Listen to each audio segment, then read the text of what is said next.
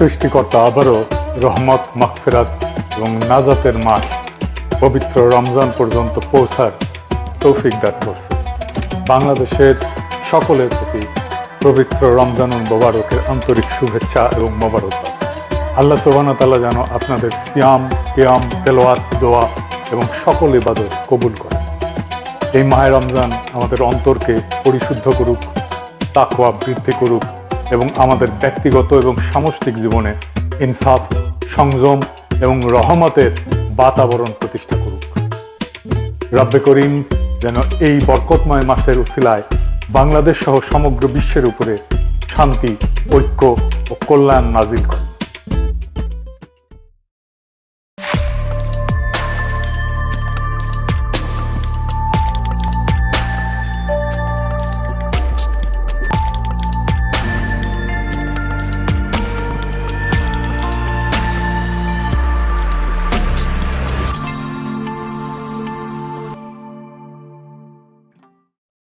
তো কেমন হইল তারেক রহমানের মন্ত্রিসভা?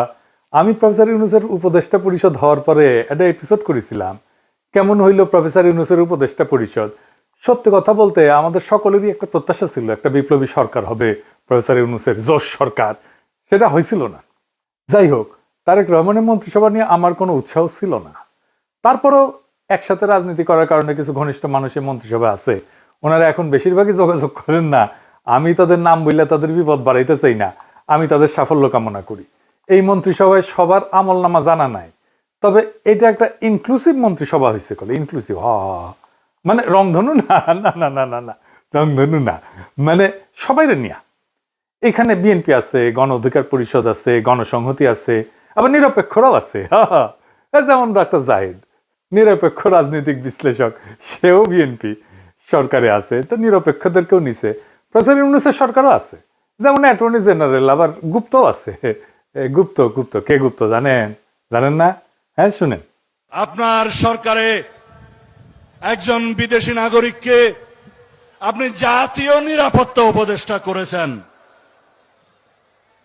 আপনার কি সেই আক্কেল জ্ঞান নাই?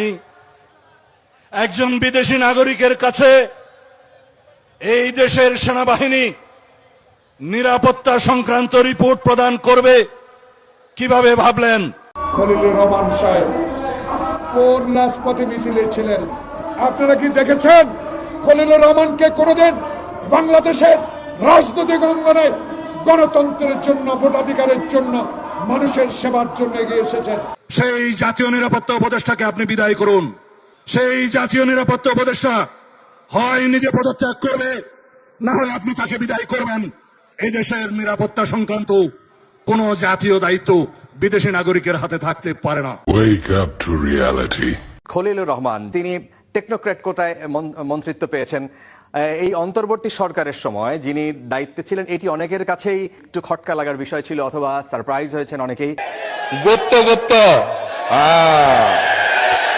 বিএনপি এনসিপি কইতো যে কিংস পার্টি, আর প্রফেসর ইউনূসের সরকারের স্বরাষ্ট্র সচিব তারেক রহমানের মন্ত্রী পরিষদ সচিব, প্রফেসর ইউনূসের অ্যাটর্নি জেনারেল তারেক রহমানের আইন মন্ত্রী, প্রফেসর ইউনূসের নিরাপত্তা উপদেষ্টা তারেক রহমানের পররাষ্ট্রমন্ত্রী, তারপরেও এনসিপি কিংস পার্টি। তো বিএনপির সমর্থকেরা নারী নেতৃত্ব নিয়ে কান তো ঝালাপালা করে দিছিল, মনে আছে না? কেন জামাত নারী ক্যান্ডিডেট দিল না, কিন্তু বিএনপি নারী মন্ত্রণালয়কে দিল একজন পুরুষকে। হ্যাঁ, বুঝেছাও, মন্ত্রী একজন আর প্রতিমন্ত্রী দুইজন, মোট তিনজন। সংখ্যালঘু সম্প্রদায় থেকে দুইজন, তা আবার একজন পার্বত্য চট্টগ্রাম থেকে। ওইটা পার্বত্য চট্টগ্রাম বিষয়ক মন্ত্রণালয়, ওইখানে পার্বত্য চট্টগ্রাম থেকেই একজন মন্ত্রী থাকে। তো হিন্দুরা তো ভোট দিলেন, আপনাদের মন্ত্রী কইয়া ডা ফ্রি ফ্রি সার্ভিস আর কত দিবেন? গয়েশ্বর বাবু হেভি চেতিছে মন্ত্রী হইতে না পাইয়া, দেখেন চেতে মেতে চলে যেতেছে, দেখেছেন?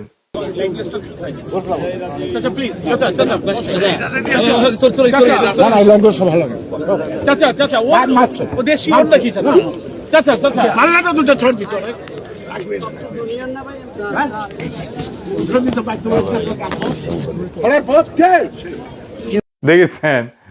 তাও যে মন্ত্রী বানাইছে নিতাই রায় চৌধুরী, উনি কিন্তু এরশাদের মন্ত্রী ছিলেন। আমরা যখন রাজপথে আন্দোলন করেছি এরশাদের বিরুদ্ধে, তখন উনি এরশাদের শেষ টাইমের মন্ত্রী হইলেন, ক্রিয়ামন্ত্রী বোধহয়, যুব ক্রিয়ামন্ত্রী বোধহয় হয়েছিলেন। ওরে আমার খোদা, 3 মাস পুরা করতে পারলো না, মন্ত্রী এর সাথে পড়ে গেল, তো মন্ত্রিত্ব আর করা হয়নি উনার। আমি ইয়ারুপসি করিচ্ছি আর কি, যে সুপ্পুর কাছে শপথ দিছে, ইয়া আল্লাহ মাফ করে দাও, সুপ্পুর রেকর্ড করা ভালো না, চাইনিজ মালের গ্যারান্টি আছে, সুপ্পুর কাছে শপথ নেওয়ার সরকারের কোনো গ্যারান্টি নাই।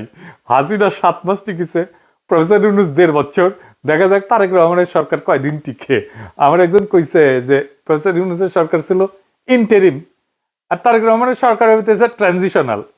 মানে অনেকেই কইতেছে এটা বেশি দিন থাকবে না, মানে কইতেছে এই সরকারের মেয়াদ পূরণ করার আগে কোলাপস করবে, দপ্পাস করে পড়বে দুঃশাসনের জন্য। ক্ষমতা আসার আগে যে জুলুম শুরু করছে সেটা কথা আর কি বলবো। তারেক রহমান ইচ্ছা করে কোনো বার্তা দিতেছেন না, কর্মী পর্যায়ে শয়ে শয়ে বাড়িতে আগুন দেওয়া হইতেছে, মারধর করা হইতেছে, লুটপাট করা হইতেছে, দোকান বসত বাড়ি ভাঙচুর করা হইতেছে, খুন করা হইতেছে, এমনকি ধর্ষণ করা হইতেছে। সেটা আবার চাপাও দিতেছে তারেক রহমানের চাকর বাকর যে সাংবাদিক গুলো আছে সেগুলো, কোনো স্যাদ ব্যাদ নেই তারেক রহমানের।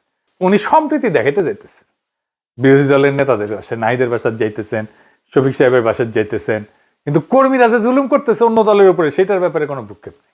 জামাত এনসিপির ভাইরা আপনাদের বলি, জুলুম কলে চলবে আপনাদের উপরে, এটাই উনার প্ল্যানের অংশ। জুলাইয়ের সাথে যুদ্ধ উনার প্ল্যানের অংশ। আপনি বিএনপি আলাদার আলাপগুলো দেখেন, আমার আর ইলিয়াসের সোশ্যাল মিডিয়া ইউটিউব বন্ধ করে দিবে, হাদির কবর উড়াই দিবে, আমাদের ধরে নিয়ে গিয়ে বিচার করবে।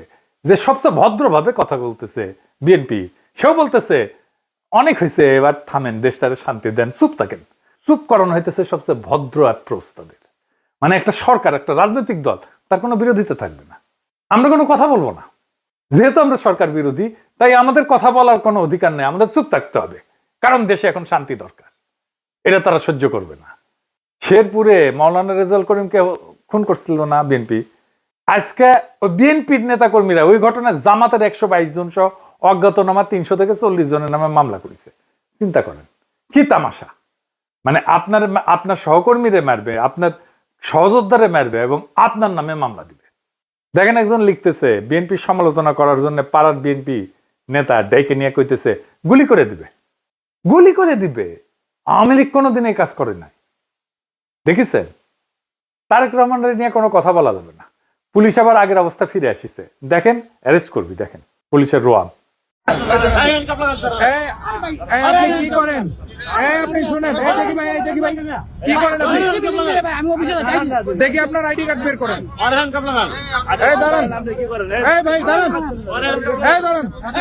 কি বলছেন?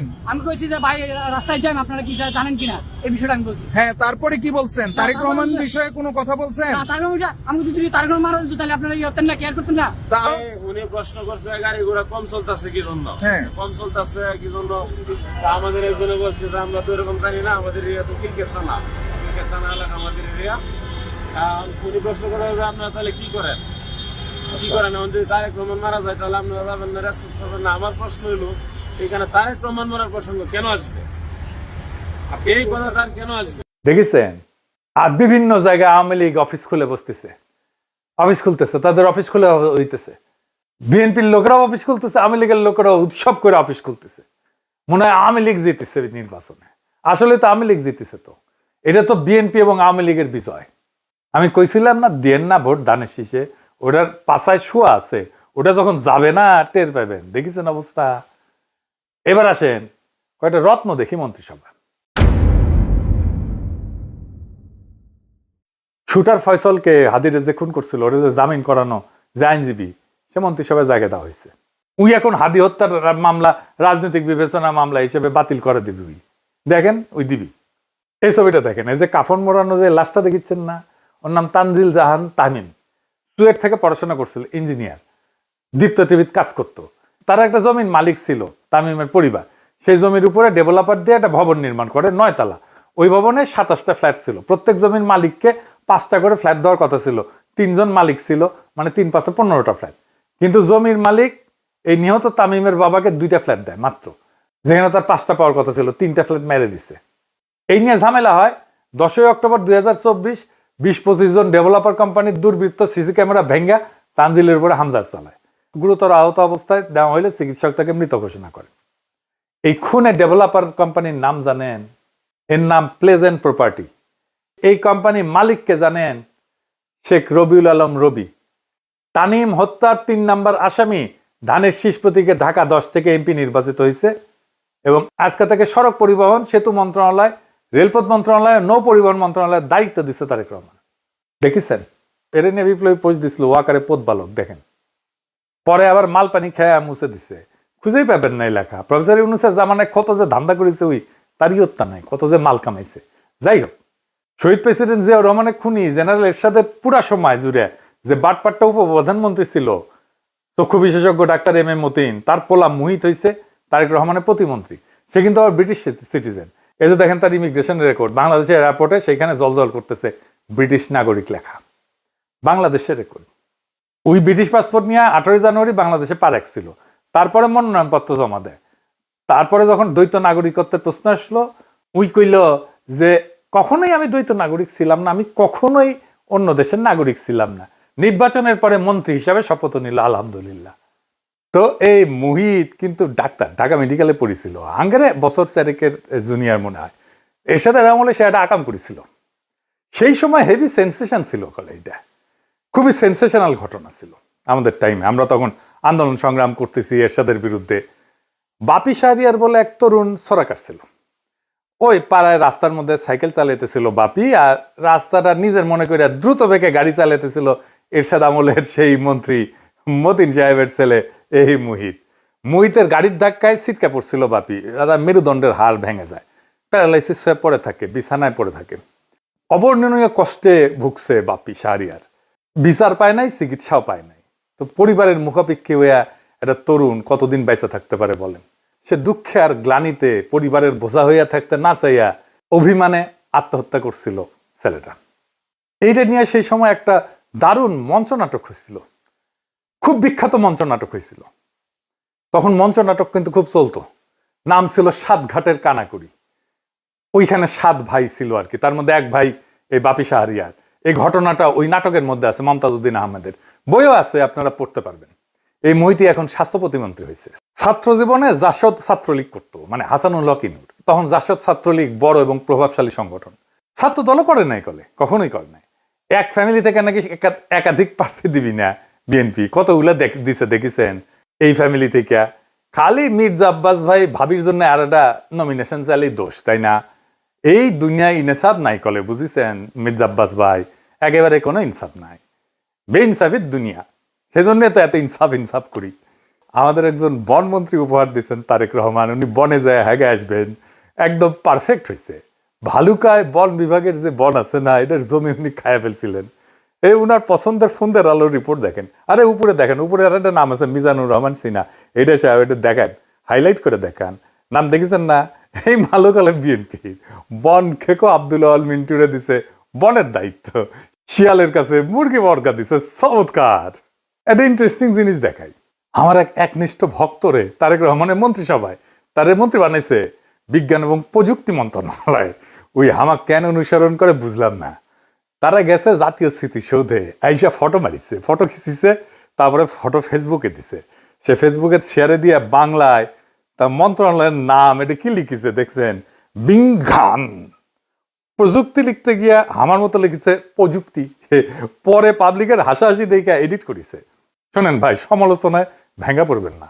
হাতি চললে কুত্তা ভুক ভুগাবে, আপনি এভাবেই লিখিবেন হাসাহাসির মায়ের বাপ, তাইলে দেখবেন একদিন আপনি ঠিকই পাবনা পৌঁছে গেছেন। তো বিএনপি মন্ত্রী সবাই এমন সব রত্ন আছে, হে বিএনপি সোয়াবিন পার্টি ভান্ডারে তব বিবিধ রতন, কারে ছাইরা কারে ধরি। সুকুমার রায়ের একটা ছড়া ছিল সৎপাত্র, ওইটার সাথে মিল আছে বিএনপির মন্ত্রিসভার। শুনবেন? শুনেন, মজা। শুনতে পেলাম পোস্তা গিয়ে তোমার নাকি মেয়ের বিয়ে, গঙ্গারামকে পাত্র পেলে, জানতে চাও সে কেমন ছেলে? মন্দ নয় সে পাত্র ভালো, রং যদিও বেজায় কালো, তার উপরে মুখের গঠন অনেকটা ঠিক পেঁচার মতো। বিদ্যে বুদ্ধি বলছি মশাই, ধন্যী ছেলের অধ্যবসায়। 19টি বার ম্যাট্রিকে সে ঘায়েল হয়ে থামলো শেষে। বিষয় আশায় গরিব বেজায়, কষ্টে সৃষ্টে দিন চলে যায়। মানুষ তো নয় ভাইগুলো তার, একটা পাগল একটা গোয়ার, আরেকটি সে তৈরি ছেলে, জাল করে নোট গেছেন জেলে। কনিষ্ঠটির তবলা বাজায়, যাত্রা দলে 5 টাকা পায়। গঙ্গারাম তো কেবল ভোগে পিলের জ্বর আর পাণ্ডু রোগে, কিন্তু তারা উচ্চ ঘর কংসরাজের বংশধর, শ্যামলাহিরি বনগ্রামের কি যেন হয় গঙ্গারামের। যা হোক, এবার পাত্র পেলে এমন কি আর মন্দ ছেলে। তো একদিন পরে একটা গণতান্ত্রিক ভাবে নির্বাচিত সরকার পেলাম, তার একটা মন্ত্রিসভা পেলাম, পেছেন একটা মন্ত্রিসভা, মন্দ না। চারিদিকে তো দেখি যাত্রাপালা চলিচ্ছে, কাজ মারে ধুলায় অন্ধকার। এবার আসেন জুলাই বিপ্লবের সাথে কি করেছে বিএনপি সেটা দেখি। এমপিদের দুইটা শপথ নেওয়ার কথা ছিল, একটা হইতেছে সংসদ সদস্য হিসেবে শপথ, আর একটা হইতেছে সংবিধান সংস্কার কমিটির সদস্য হিসেবে শপথ। বিএনপি সংবিধান সংস্কার রক্ষার শপথ নেয়নি, কারণ তারা পুরানো আওয়ামী সেকুলার রাজনৈতিক বন্দোবস্তের বাইরে যেতে চায় না, পুরনো সংসদীয় কাঠামোর ভেতরেই থাকতে চায়। সংবিধান সংস্কারের গণভোট যে জনরায় তৈরি হয়েছে সেখান থেকেও তারা নিজেদেরকে দূরে রাখছে। তাদের কর্মীরা মাঠে না ভোটের পক্ষে ক্যাম্পেইন করছে, আমরা দেখছি, অনেক রেকর্ড আছে। মানুষ এখন বুঝতে শুরু করছে এটা পরিবর্তনের রাজনীতি না, এটা অবস্থান রক্ষার রাজনীতি। রাষ্ট্রের আমূল সংস্কারের প্রশ্নে এরকম অনীহা থাকলে নতুন কিছু হবে না, পুরনোই রং বদলাবে। জুলাই ছিল পরিবর্তনের অঙ্গীকার, যদি সেই অঙ্গীকার থেকে সরে দাঁড়ানো হয় তাহলে জনগণের আকাঙ্ক্ষার সঙ্গে সেটা সাংঘর্ষিক হবেই। এর বিপরীতে এনসিপি জামাত জোট সংসদে থেকেও সংবিধান সংস্কারের শপথ নিছে, মানে তারা শুধু চেয়ারে বসতে চায় না, কাঠামো বদলাইতে চায়, এমনটাই তাদের দাবি। রাষ্ট্রীয় প্রতিষ্ঠান পুনর্গঠন, রাজনৈতিক সংস্কৃতি বদল, এই অঙ্গীকারের ভেতর দিয়েই তারা আগাইতেছে। এই কারণেই তারা নতুন সরকারের শপথ অনুষ্ঠানে যায়নি। এটা কেবল অনুপস্থিতি না, এটা রাজনৈতিক বার্তা। বার্তাটা পরিষ্কার, জুলাইয়ের দাবির সঙ্গে কোনো আপোষ না।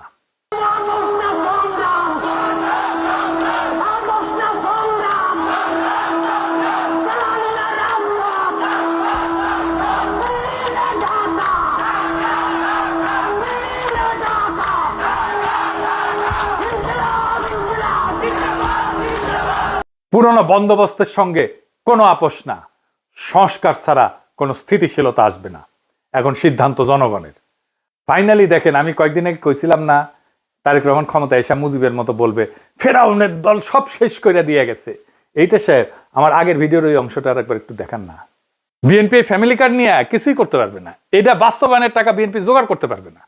আর জোগাড় করতে পারলে বাংলাদেশে মুদ্রাস্ফীতি হবে ব্যাপক হারে। আর তখন 6 মাস পরে এসে বিএনপি বলবে আওয়ামী লীগের অন্তর্বর্তী সরকার সব টাকা নিয়ে গেছে, তাই বিএনপি এটা বাস্তবায়ন করতে পারতেছে না। সর্দির বডিগার্ড যেমন 1972 এসে বলছিল কিচ্ছু নাই, ফেরাউনের দল সব শেষ করে দিয়ে গেছে। শুনেন, টাকা নাই, পয়সা নাই, চাল নাই, ডাল নাই, রাস্তা নাই, রেলওয়ে ভেঙে দিয়ে গেছে, সব শেষ করে ফেরাউনের দল সব শেষ করে দিয়ে গেছে। দেখেছেন? এইবার দেখেন, মোটামুটি প্রায় 2টা খবরের কাগজ, একটা আজকের নিউজ হইতেছে ইউনূস সরকার 23 লাখ কোটি টাকা লোন রেখে গেছে। ভাবটা যেন ইউনূস সরকার 23 লাখ কোটি টাকা নিজেই লোন নিয়েছে এই সরকার চালানোর সময়। সব খবরের কাগজে একই খবর, দেখেন একটা পর একটা। দেখেন এডিটর সাহেব, দেখেন, দেখেছেন, বুঝেছেন কেন এটা করেছে? কারণ ইউনূস সরকার উল্টাপাল্টা খরচ করে নাই। বিজনেস স্ট্যান্ডার্ডের গ্রাফটা দেখেন এডিটর সাহেব, হেডলাইনটাও করেছে বদ নিয়তে, কিন্তু গ্রাফটা এরা ঠিকঠাক দিচ্ছে। প্রত্যেক বছর লোনের অ্যামাউন্টটা দেখান এডিটর সাহেব। ইউনিসেফ সরকার আগের বছর থেকে 25% লোন কম নিয়ে সরকার চালাইছে। জি, এটা 25% কম লোন নিয়ে দেশ চালাইছে। এই টাকা দিয়া তারা আবার হাসিনার আমলে পাওনা ক্লিয়ার করছে তার এই টাকার মধ্যেই, এবং রিজার্ভ ডাবল করছে। সরকার যাওয়ার আগে অবস্থা যত খারাপ দেখানো যায়, ভবিষ্যতে বিএনপির খারাপ পারফরমেন্স করলে বলতে পারবে ফেরাউনের দল সব শেষ করে দিয়ে গেছে। এর জন্য যত না খারাপ দেখাইতে হবে তার চেয়ে বেশি খারাপ। তারেক রহমানের 5টা মিডিয়া এই কাজ করিচ্ছে। প্রফেসর ইউনূস লোন নিছে কত? মাত্র 1.5 লাখ কোটি টাকা। 1.5 লাখ কোটি প্রফেসর ইউনূস সরকারের ঋণ, বাকিগুলো তো শেখ হাসিনার নেওয়া ঋণ। এর থেকে কম ঋণ করে চলার চেষ্টা করতে পারে বিএনপি সরকার, হাউকাও করার কি আছে? প্রথম আলো আবার একটু মডিফাই করেছে, দেখেন যে ইন্ডিয়া, রাশিয়া, চীন থেকে কোনো লোনের প্রতিশ্রুতি আসে নাই। লোন আসে কোত্থেকে? লোন আসে জাপান, এডিবি থেকে, ওয়ার্ল্ড ব্যাংক থেকে। ভাগ্য ভালো লেখেনি যে ভুটান, সোমালিয়াও লোন দেওয়ার প্রতিশ্রুতি দেয় নাই। তো ওটাও লিখেন। বিএনপির আইটি বিশেষজ্ঞ আবার শেয়ার দিচ্ছে ওইটা উৎসাহ নিয়ে। এই আইটি বিশেষজ্ঞ আবার টকশো করে সেইগুলারে নিয়ে যারা হাদির কবর উড়াই দিতে চায়। এইবার একটা জিনিস দেখায় ফাইনালি, ইলেকশন ইঞ্জিনিয়ারিং নিয়ে। ইলেকশন ইঞ্জিনিয়ারিং নিয়ে আমার আগের এপিসোডে হাদির একটা বক্তব্য শুনেছিলেন না? আজকে আবার শোনেন, শোনেন এডিটর সাহেব, আবার শোনেন। এবার যেহেতু আমলারা সিল মারতে পারবেন না, আপনারা দেখেন এই মানে আমার হয় কি, আমরা যখন সিডাপের মতো একটা ভারী ভেন্যুতে কথা বলি তখন এত থিসিস, অ্যান্টিথিসিস, সিনথিসিস এরকম বলি যেগুলো জনগণ কানেক্ট করতে পারে কম। হিসেবটা খুব সোজা হলো যে এই প্রত্যেকটা কেন্দ্রে, একটা কেন্দ্রে মিনিমাম 10টা বুথ থাকে।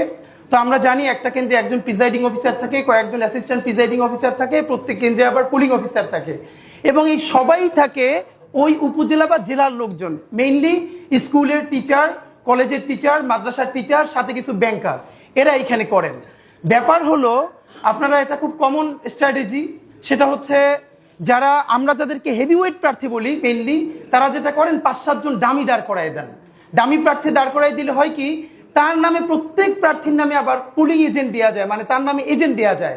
তো ধরেন আমি নিজেও যেহেতু একজন প্রার্থী, তো আমি প্রার্থী হিসেবে আমার কেন্দ্রে প্রত্যেক জায়গায় আমি একজন করে এজেন্ট দিতে পারবো প্রত্যেকটা বুথে। তো আমার এগেনস্টে যিনি আছেন তিনি যদি আরো 5 জনকে দাঁড় করাই দেন এবং 5 জনের এগেনস্টে আরো 5 জন সে এখানে এজেন্ট দিবেন, তারপরে যেটা হবে পুরো বুথের মধ্যে 10 জনের মধ্যে দেখা যাবে 8 জন বনাম আমার একজন। তো আমার একজন তো সে কুলায় উঠতে পারবে না। এরপর ওইখানে সরকারি যে কর্মকর্তা থাকবে সে তো স্কুল টিচার ভাই, সে তো আসমান থেকে নাজিল হয় না, সে ওখানে আসছে একদিনে চাকরিটা করে হয়তো ওই দিন দায়িত্ব পালন করে 3-4 হাজার টাকা পাবে।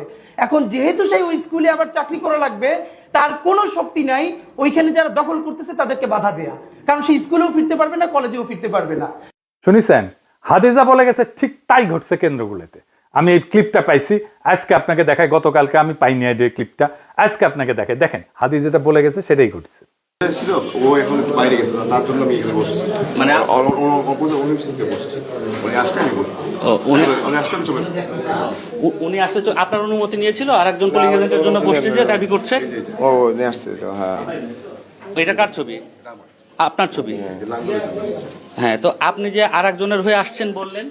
আমি আসছি বলতে আমি এখন ওনার পক্ষে ছিলাম, তো আমাকে এখন দেওয়া হয়েছে, ওনাদের কেউ নেই সেজন্য আমাকে দেওয়া হয়েছে। তাদের কেউ নেই, লাঙ্গলের পক্ষে কেউ নেই। আপনি কার হয়ে কাজ করতেছেন? আমি আমরা মানে লাঙ্গলের পক্ষে আমাকে ভাইয়া বলা হয়েছে, তার পক্ষ থেকে লাঙ্গলের নাই দেখে আপনাকে নিয়ে আসা হয়েছে। আপনি মূলত কোন প্রতীকের হয়ে প্রচারণা করছেন? আমি এখন আসলে তো ওনার পক্ষে আসতেছি। কিন্তু আগে ছিলেন কোথায়? ধানের শীষে। ধানের শীষে। জি। আপনি কোন প্রতীকের? আম প্রতীকের। আম প্রতীক। জি জি। আপনার প্রার্থীর নাম কি? প্রার্থীর নামটা এখন মনে আসতেছে না, প্রার্থীর নামটা। কেউ ছিল ধানের শীষের পক্ষ থেকে আসা, কিন্তু ওনাদের কেউ নেই। না ধানের শীষের পক্ষে, আমি তো ধানের শীষের না, উনি ধানের শীষে, আমি আমার প্রার্থীর নাম জানেন না? না, প্রার্থীর নামটা জানেন, এই যে কার্ড সবকিছু ডকুমেন্ট আছে, নো ইস্যু এগুলো। আপনি কি বুঝতে পারতেছেন এখানে কি হয়েছে?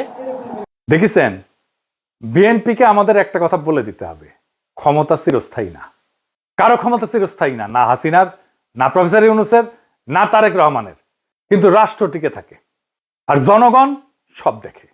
বিএনপি যদি সত্যিই নতুন বাংলাদেশ বানাইতে চায় তাহলে সমালোচকদেরকে শত্রু বানায়েন না, ভয় দেখায় নীরবতা কিনতে যায়েন না, মিডিয়া দিয়া এইরকম ন্যারেটিভ তৈরি করেন না যে ভবিষ্যতের অজুহাত তৈরি করবেন। কারণ মানুষ আগের মানুষ নাই, মানুষ এখন হিসাব রাখে, ভিডিও রাখে, স্ক্রিনশট রাখে, স্মৃতি রাখে।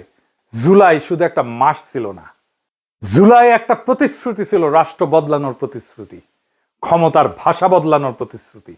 যদি সেই প্রতিশ্রুতি ভাঙেন তাহলে ইতিহাস আপনারে ছাড়বে না, যেমন হাসিনারে ছাড়ে নাই, যেমন মুজিবরে ছাড়ে নাই। ভয় দেখায়েন না, ভয় দেখায়েন না তারেক রহমান, হাসিনারে আর মোদিরে ডরাই নাই। আপনাদের দাবরানি দিয়া ঠান্ডা করে দেওয়া যায়, ডর আপনারা পাইবেন। হাসিনা দিছিল না, একবার ঠাসি দিয়া বালুর ট্রাক সরানোর ক্ষমতা ছিল না, হেডম ছিল না, হরতাল ডাকতেন আর নিজের পড়না পল্টন অফিসের সামনে 20 জন লোক হয় না। আপনারা এখন ভয় দেখাইতেছেন। হ্যাঁ, কারণ হাইসেনি এদিতে সে হাসায় দেয়। আপনাদের নেতা মির্জা আব্বাস হেভি হেডোমালা নেতা, বলে পুলিশের ভয় প্রাণ ভয়ে দাঁড়াইতে পারে নাই নয়াপল্টনে। নিজেদের মাপে অন্যদের মাপতে যায়েন না, ভুলে যায়েন না। আপনারা যখন ঘরে ঢুকে গেছেন তখন আমরাই প্রতিরোধের আগুন জ্বালায় রাখছিলাম। ডর দেখায়েন না, আমরা ভয় পাই না, আমরা কাউকে ভয় পাই না।